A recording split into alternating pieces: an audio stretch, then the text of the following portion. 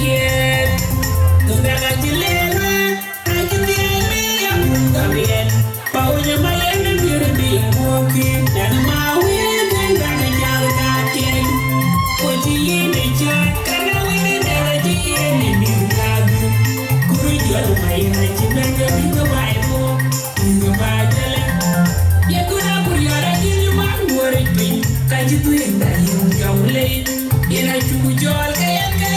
a woman that I live in the me.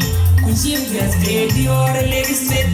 We buy the gas, find a cream. When I attend you, when God you in the cream. In the mood, when you do the guy, could let the man with your guy out. When I do a man, I do wear a nelly, when God you better than they their way, but what the cool. We never find out. We just get like what you're looking.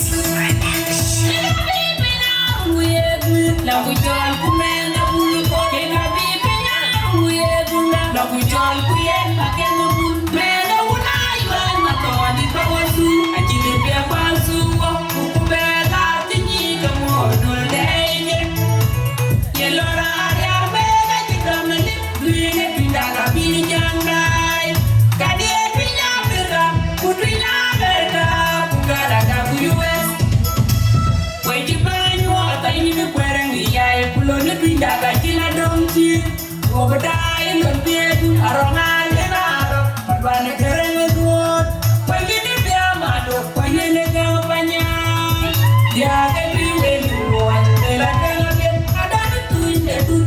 What can you my young man, when you might do it, when you want to you feel, I just had a break down, the echo will avoid the moon, and you didn't move back at the apple, and you want to you feel, I just had a break down, the echo will avoid the moon.